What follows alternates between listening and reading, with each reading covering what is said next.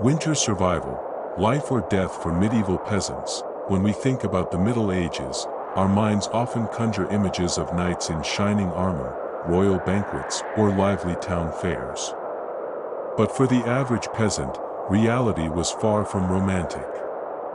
Especially in winter, life turned into a relentless battle not for glory, but for survival. Each icy night presented a new challenge, not of luxury or comfort, but of sheer endurance. The cold was not just a passing inconvenience. It was a dangerous, recurring enemy that tested human limits year after year. For medieval peasants, winter was not just a season, it was a form of judgment. It arrived without mercy, like a cruel teacher who never believed in second chances. To live through a single medieval winter was no small feat. It demanded every ounce of ingenuity, resilience, and stubborn will to survive. For many, each morning was a miracle, a breath of life earned by outlasting the cold one more time. Imagine living in a small hut made of mud and sticks, with walls so thin that even a bird sneezing outside could be heard inside. There was no insulation. No real windows. The only window might be a hole stuffed with animal hide. No modern heating systems, no hot showers, and definitely no electric blankets. The temperature inside the home was barely above the freezing cold outside, maybe just a couple of degrees warmer, if you were lucky. Nighttime was the worst. Once the sun disappeared, so did any remaining warmth. The world was swallowed by darkness, and the wind howled like a hungry ghost. If there was a fire, it barely provided warmth to those sitting closest to it. The farther you were from the hearth, the closer you were to freezing. Peasants did not have wardrobes filled with warm clothing. They made do with rough wool tunics, cloaks that probably hadn't been washed in years, and layers upon layers of what little cloth they owned.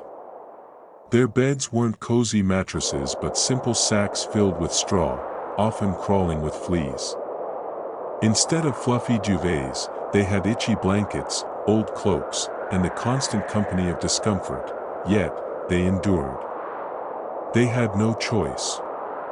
The consequences of giving in to the cold were fatal. Frostbite could take fingers and toes. Hypothermia was a constant threat. Young children and the elderly were especially vulnerable. A single night without adequate warmth could be the end. Every dawn was cause for quiet celebration, proof that you had beaten the cold for one more night.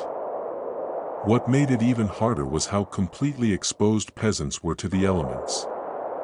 Their homes didn't seal out the weather, they welcomed it in. Wind slipped through every crack. Roofs made of thatch sagged under the weight of snow. Floors were often just dirt, sometimes covered with rushes or straw if the family could afford it. When it rained or snowed, water could seep into the house, turning the floor into a muddy swamp. The cold didn't just come from outside. It rose up from the ground, crept in through the walls, and attacked from every direction. Despite these brutal conditions, peasants found ways to keep going. They sealed cracks with moss and cloth. They rubbed animal fat into their walls to try to block drafts. They shared beds, huddled with their livestock, and piled on whatever they could find to trap heat. Creativity, community, and grit were their greatest tools. Medieval winter wasn't about getting cozy. It was about staying alive. And in this daily struggle for warmth and survival, peasants displayed a quiet kind of heroism. Their victories weren't sung in ballads, but measured in breaths drawn each cold morning.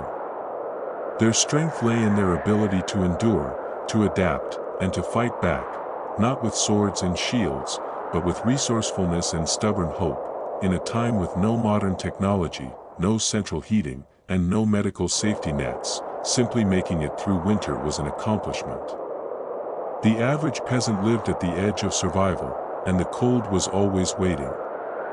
But year after year, against all odds, they faced the frost, the wind, and the darkness, and they endured. Cold within, how medieval peasant homes failed to keep out the winter. When winter struck the medieval countryside, it didn't just stay outside, it came right through the walls, settled in the corners, and wrapped itself around everything inside. For the average peasant, home was not a place of safety or warmth. It was, at best, a temporary shelter. At worst, it was a freezing trap.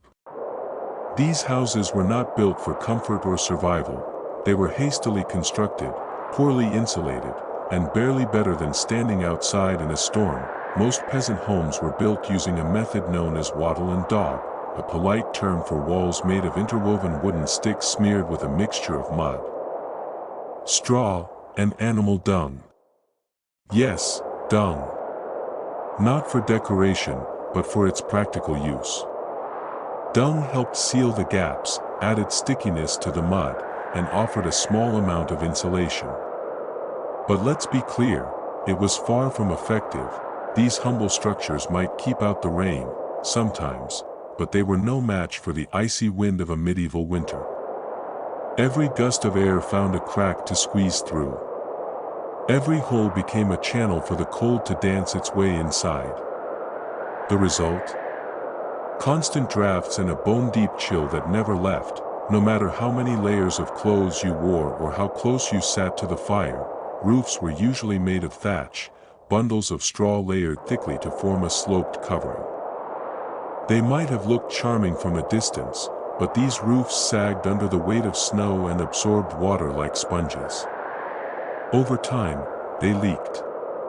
And worse, they offered little resistance to animals looking for shelter. Squirrels, birds, and insects often made themselves at home among the rafters.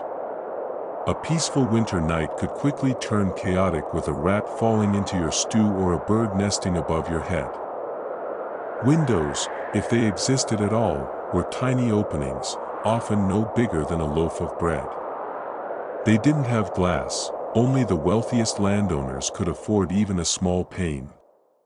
Instead, peasants used animal hides, thin pieces of wood, or nothing at all. These windows might keep out the worst of the snow, but they certainly didn't keep out the cold. Worse still, they let out any precious warmth the hearth had managed to generate. Inside the home, the floor was typically bare dirt. If you were lucky, there might be a thin covering of old straw or dried rushes. These were laid down not for luxury, but simply to keep your feet from turning to ice. However, these layers quickly became soggy, moldy, and infested with pests. Peasants rarely had time or resources to clean out the old rushes, so new layers were simply thrown on top. Over time, this built up into a squishy, decaying mat of plant matter, insects, and bacteria, the medieval version of carpet. If your carpet was alive, filthy, and smelled like a wet sheep, worse yet, cold came from below. The earth beneath the house froze solid during winter, and the cold crept upward. Without any flooring or foundation, this frozen ground chilled the entire room from the bottom up. There was no escaping it. Every step inside your own home felt like walking barefoot through a swamp that had been left in a freezer, and forget about privacy or comfort. Most peasant homes were single-room structures, shared by the entire family, parents, children, grandparents, and sometimes even livestock. A cow or goat might be brought inside at night, not just to protect it from thieves, but also to share its body heat. Space was tight, air was heavy, and warmth was rare. To cope, peasants tried anything they could think of. They stuffed moss or old cloth into wall cracks. They rubbed animal fat or clay into the gaps between sticks to try to block the wind. They hung extra cloaks or rags on the walls like primitive insulation. But no matter how much effort they put in, their homes were never truly warm, only slightly less cold. The architecture of these houses was simply not designed with winter in mind. It was a matter of function and survival, not comfort. Peasants built with what they had: wood, mud, straw, and dung. These materials were cheap and available, but they were not enough to keep out the punishing cold of a medieval winter. In truth, a peasant's home was more of a wind tunnel than a refuge. Warmth leaked out faster than it could be created, and the fire, often just a smoky pile of burning logs in the center of the room, struggled to keep up. Without chimneys, the smoke often filled the house, making it hard to breathe but, ironically, helping to kill off fleas and pests. It was a trade-off: cough and wheeze through the smoke, or be eaten alive by bugs. Despite it all, peasants endured. Their homes might have been damp, drafty, and barely fit for shelter, but they made do. They used what they had, worked with what they could find, and braved the cold with unshakable resolve. Warmth might have been rare, but determination, that was never in short supply. Bundled in wool and hope, the crude tools of warmth in medieval peasant life. For the medieval peasant, staying warm wasn't just a matter of comfort, it was a battle against the elements with limited tools, little protection, and a whole lot of grit. Winter in medieval Europe was not only long and punishing, it was a deadly season that tested the will of even the most resilient villagers. And when it came to personal warmth, peasants didn't have much to work with.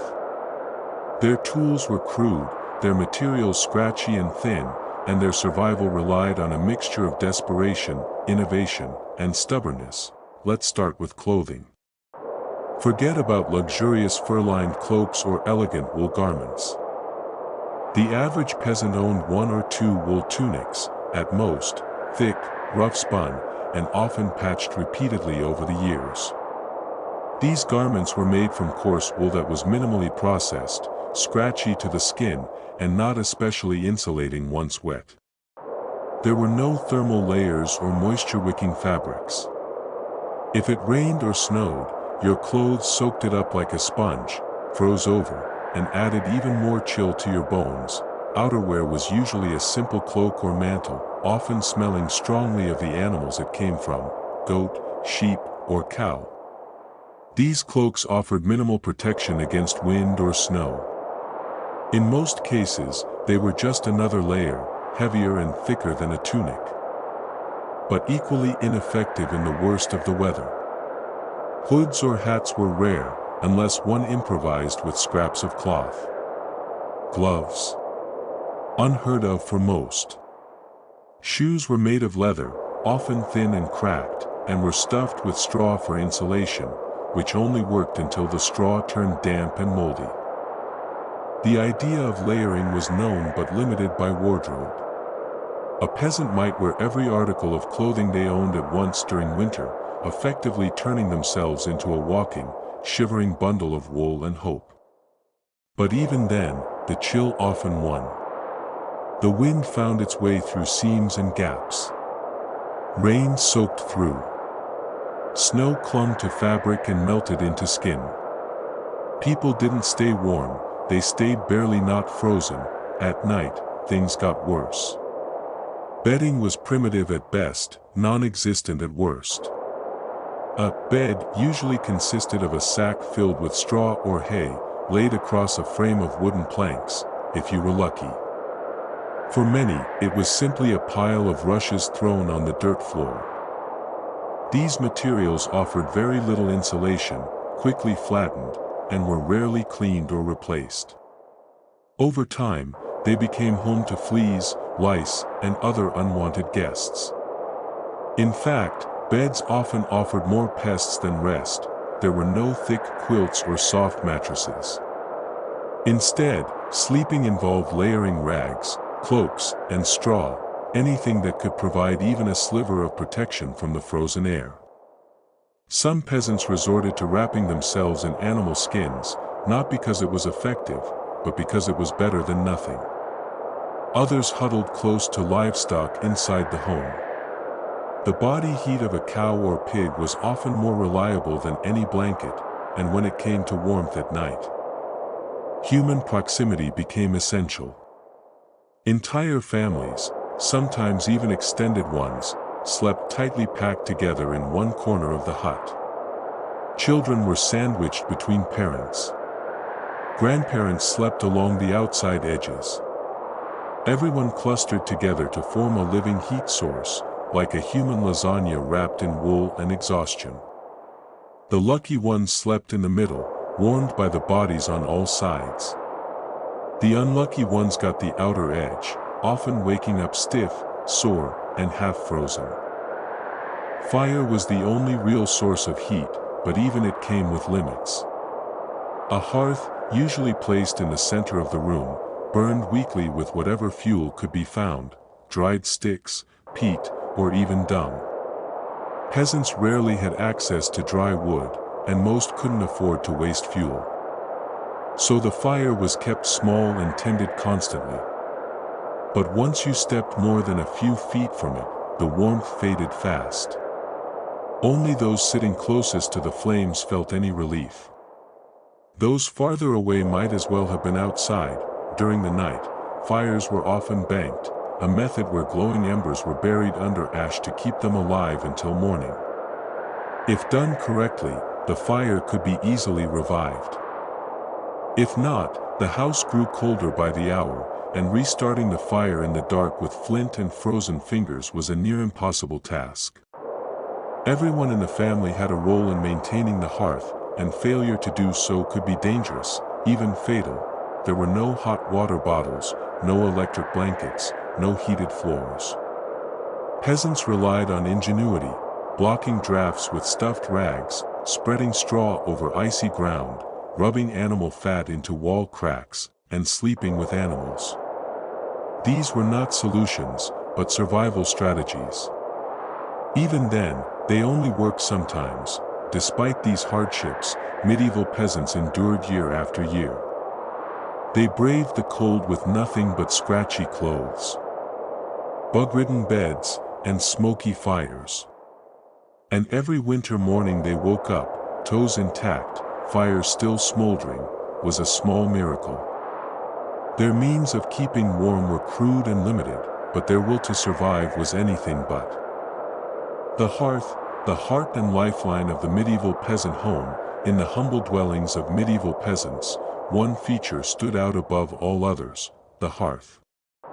Though simple in form, often no more than a shallow fire pit in the center of the room or a stone-lined corner, the hearth was far more than a place to cook food or warm hands.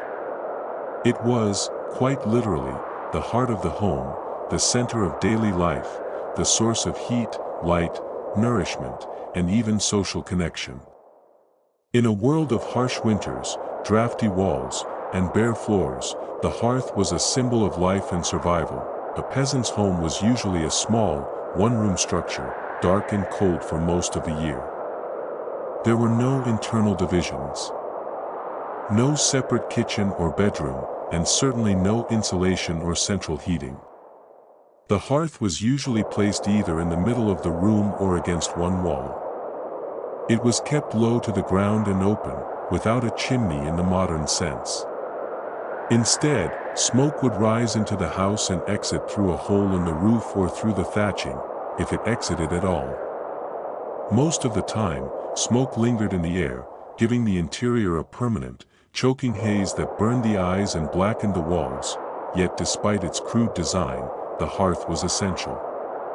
It was the sole source of warmth in winter. Without it, the already freezing house would become uninhabitable. Cold air seeped in through every crack, and only the flickering fire could offer any defense. Families huddled around it during long nights, absorbing its heat, roasting root vegetables, or drying soaked garments. The warmth from the hearth didn't travel far, though.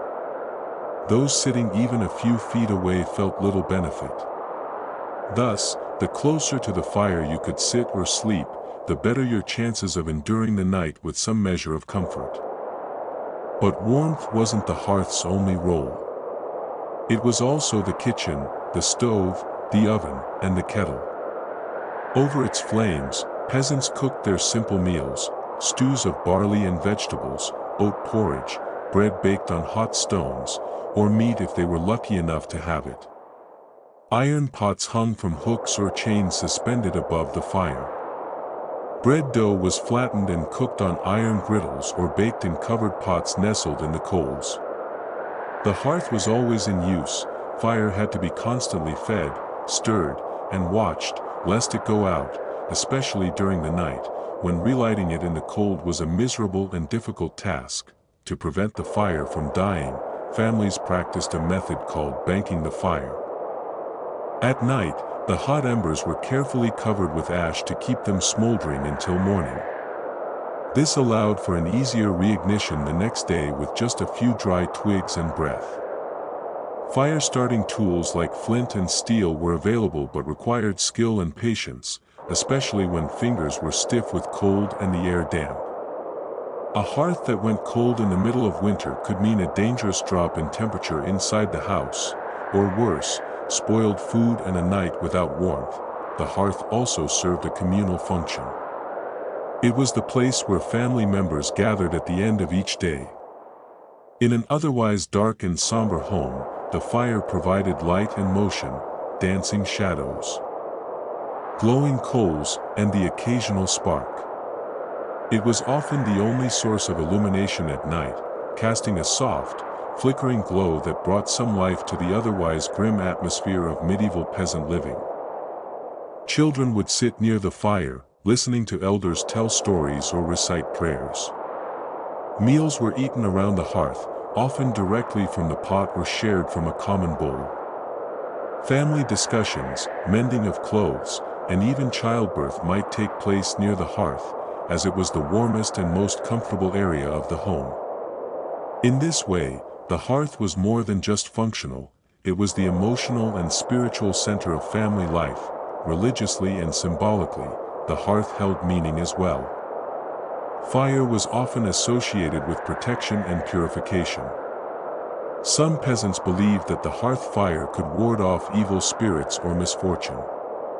During festivals or special feast days, the hearth fire might be ritually extinguished and relit to signify renewal or honor saints. In some regions, the hearth was even considered sacred, a place where ancestors were honored or blessings were invoked. Despite its importance, maintaining a hearth was not easy. Fuel had to be collected constantly, usually sticks, peat, dried brush, or even dried animal dung. Wood was a valuable resource, and many peasants couldn't afford to use it freely. Gathering fuel was often a daily chore, especially during the winter months when supplies dwindled. Children and women were typically tasked with this job, venturing into forests, fields, or communal lands to scavenge whatever burnable material they could find. In all these ways, the hearth was the lifeblood of a medieval peasant household. It was the warmth that kept the cold at bay, the fire that cooked every meal, and the glowing beacon that brought families together in a world of hardship. Though it smoked and sputtered, stung the eyes, and barely reached the far corners of the house, the hearth was a source of hope. In every sense of the word, it was the heart, warm, essential, and enduring, of medieval peasant life. The art of banking the fire, a life-saving skill in the medieval winter, in the frigid silence of medieval winter nights, when temperatures dropped below freezing and wind howled through cracks in the wooden walls, fire was not just a source of warmth, it was a lifeline. For medieval peasants, mastering the delicate art of banking the fire meant the difference between waking up to the comfort of heat or facing the brutal cold of a lifeless hearth.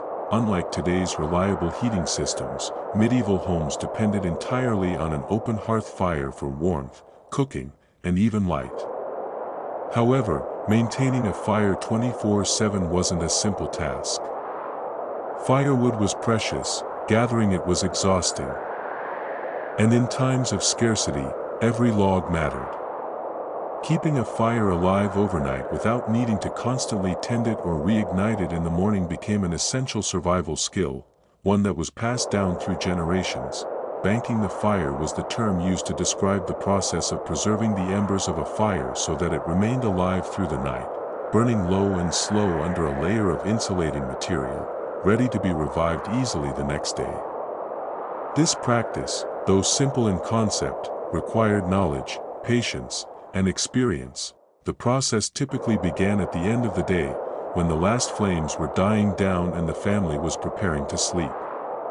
Instead of letting the fire extinguish completely, the hot coals were carefully rearranged and then covered with ash, turf, or even dried mud.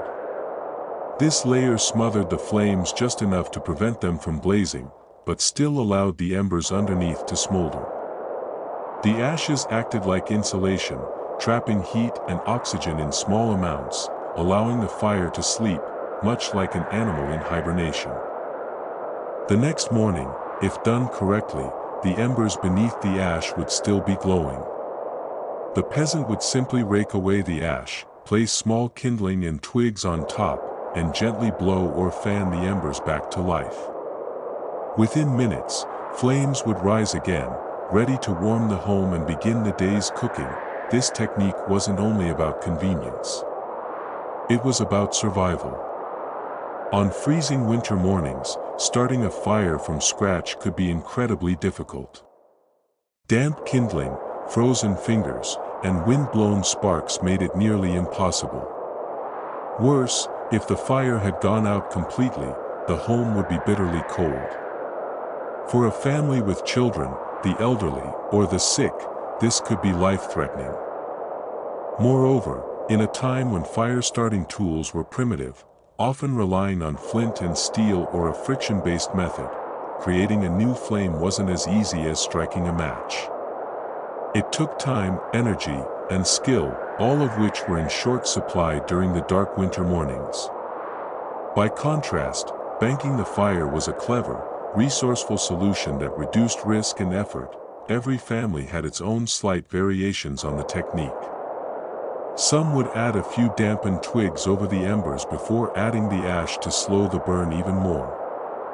Others would strategically stack wood on the side, ready to feed the rekindled fire at first light.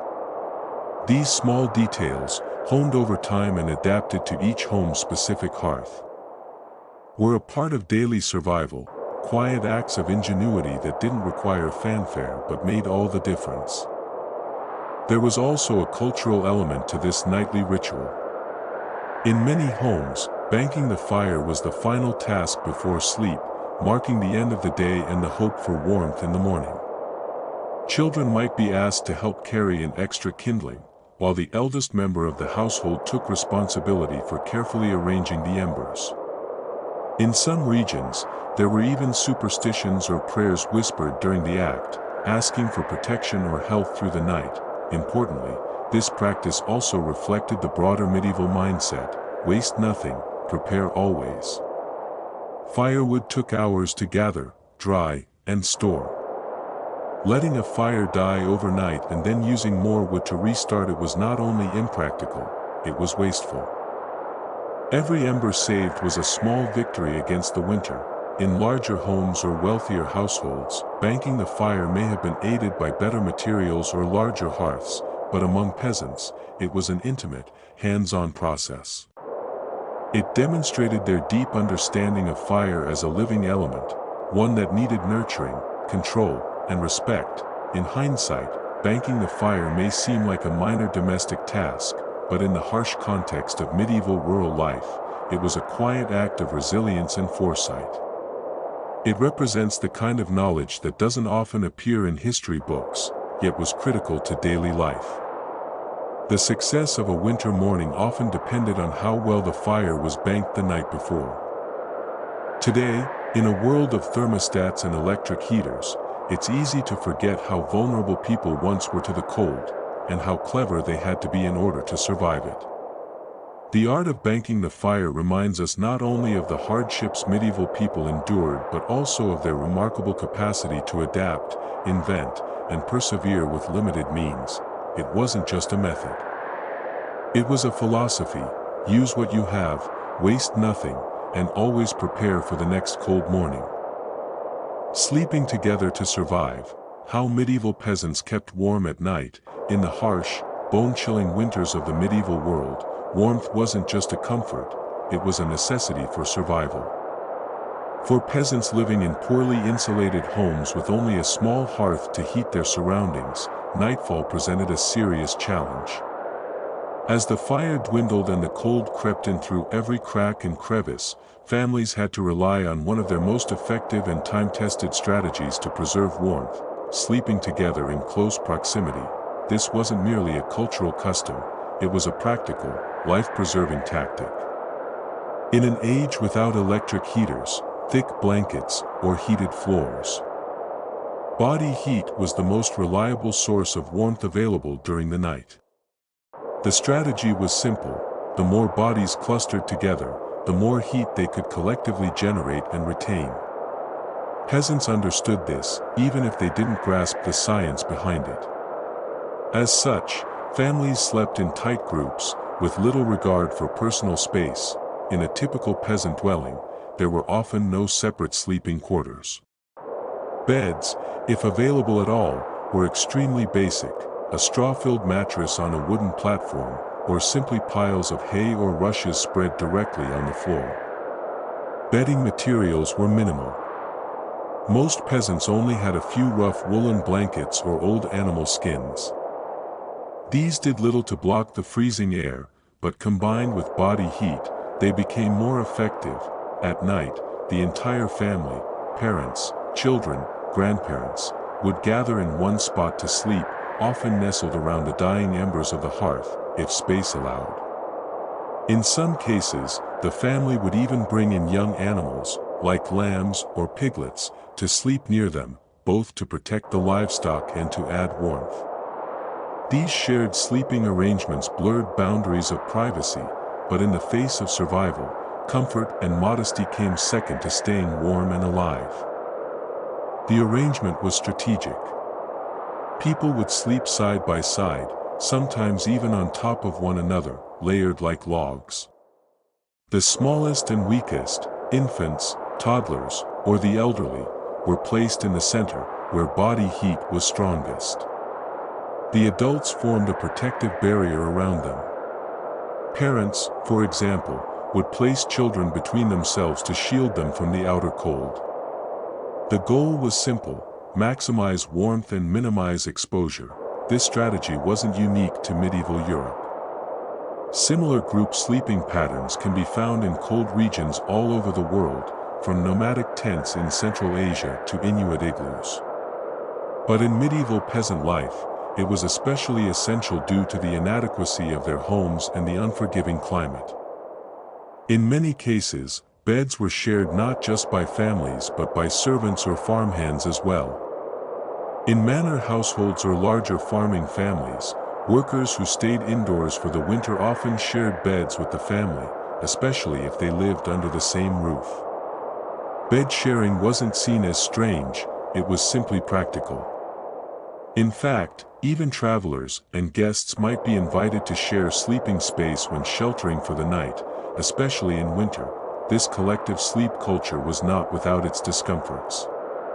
People often suffered from lice, fleas, and respiratory ailments, exacerbated by the close quarters and constant exposure to smoke from the hearth. Yet, these issues were accepted as a normal part of life. After all, a few insect bites were far more tolerable than the risk of hypothermia. The alternative, sleeping alone in the freezing dark, was rarely considered unless absolutely necessary. For those peasants who worked long hours in the fields or barns during the day, these nightly gatherings also offered a rare moment of closeness and rest. In a world where daylight hours were consumed by backbreaking labor, sleeping together around a dimming fire brought a sense of community and comfort. It was a time to share stories, whisper prayers, or simply lie in silence, listening to the crackle of embers. During the harshest parts of winter, the communal sleeping strategy could mean the difference between life and death. As the hearth's heat faded by midnight and the icy air intensified, even the thickest garments couldn't shield against the chill. In such conditions, closeness became a blanket, and the human body itself became the only furnace peasants could count on. Over time, some wealthier peasants or landowning farmers developed slightly better sleeping conditions, such as enclosed wooden box beds or elevated platforms away from the cold floor. But for the majority, the tradition of group sleeping persisted for generations, especially in rural areas where homes remained simple and winters remained brutal. In conclusion, collective sleeping was one of the most vital tools of survival for medieval peasants. Far from being an inconvenience, it was a life-saving practice, born from necessity, honed by experience, and sustained by the human instinct to protect and preserve each other. In a world of hard edges and cold nights, the warmth of another body was often the only shield one had. The spirit of endurance and ingenuity, how medieval peasants survived the harsh winter. Surviving winter in the Middle Ages was never guaranteed, especially for the peasant class. With primitive housing, minimal resources, and relentless cold, daily life was a constant battle against the elements.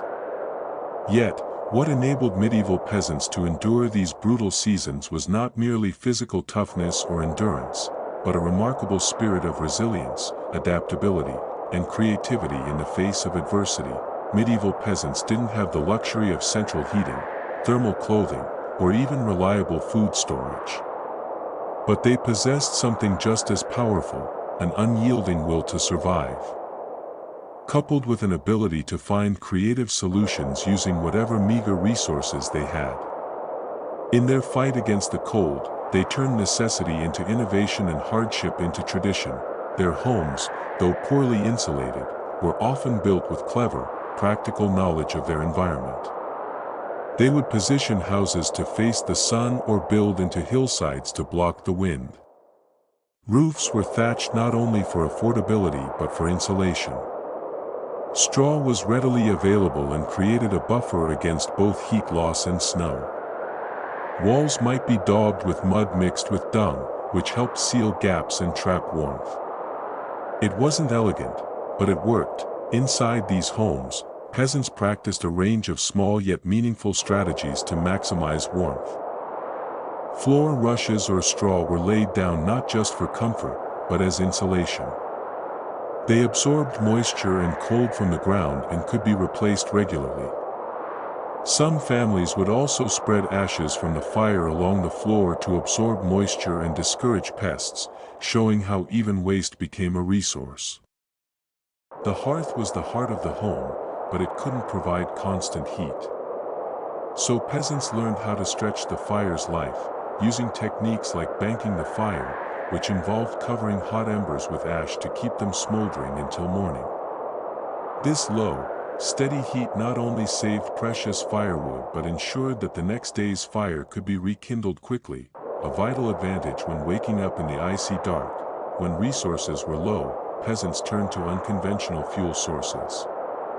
Dried animal dung, peat moss, and even dried weeds were gathered and burned. These materials produced less heat than wood, but in times of need, they were life-saving. Every bit of material had a purpose. Peasants were masters of frugality, not by choice, but by the demands of survival. Clothing, too, became a form of innovation. Most peasants owned only one or two sets of garments, but these were crafted with function in mind. Layers were essential. Undergarments made of rough linen were worn beneath wool tunics, and cloaks were fastened tightly to keep out the cold wind. In the absence of mittens, sleeves were extended over hands, or cloth scraps were wrapped around fingers. Every item, no matter how small, was repurposed for warmth and protection. Even food preparation reflected their creative resilience. In winter, fresh food was scarce, so peasants relied heavily on preserved items, salted meats, dried legumes, hard cheese, and grains stored from the harvest. Stews and porridge were cooked slowly over the hearth, both as nourishment and to warm the home. Nothing was wasted. Bones flavored soup, stale bread was soaked and reused, and scraps were fed to animals or composted.